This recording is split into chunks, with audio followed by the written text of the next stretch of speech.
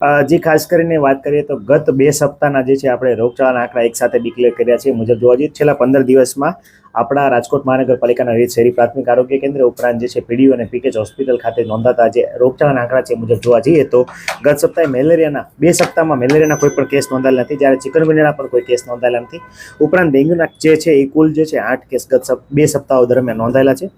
શરદી ઉધરસના 1412 જેટલા 15 દિવસમાં કેસ નોંધાયેલા છે. સામાન્ય તાવના જે છે એ કુલ 15 દિવસમાં 1291 કેસ નોંધાયેલા છે. 2 સપ્તાહમાં જોવા જઈએ તો 185 જેટલા ઝાડા ઉલટીના કેસ, સાથે સાથે 15 દિવસમાં જે છે કુલ એક જે કેસ જે છે એ ટાઇફોઇડનો, અને સાથે સાથે કુલ જે છે 4 કેસ જે છે નોંધાયેલા છે કમળાના. તો આ મુજબ જોવા જઈએ તો આ આંકડા જે છે નોંધાયેલા છે.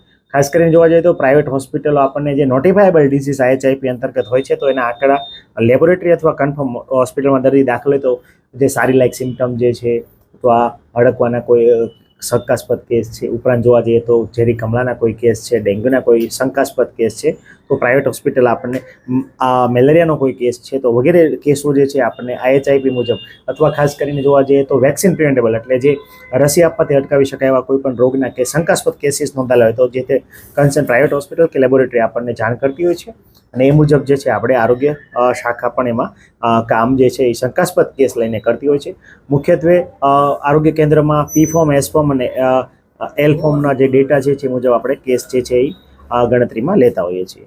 રોગચાળો વધવાનું કારણ છે ખાસ કરીને અત્યારે 15 દિવસમાં દિવાળીના તહેવારો નિમિત્તે લોકોનું ફરસાણ ઉપરાંત મીઠાઈનું સેવન ઉપરાંત જે છે ખાસ કરીને શરદી ઉધરસ, ગળામાં બળતરા, ખાંસી વગેરેના કેસો જે નોંધાતા હોય છે.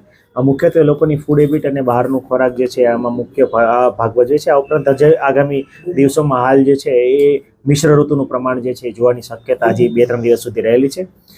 માવઠાની સાથે સાથે મચ્છરજન્ય ઉપરાંત જે છે વાયરલ ઇન્ફેક્શનના કેસો જે છે વધવાની પણ શક્યતા નોંધાયેલી છે.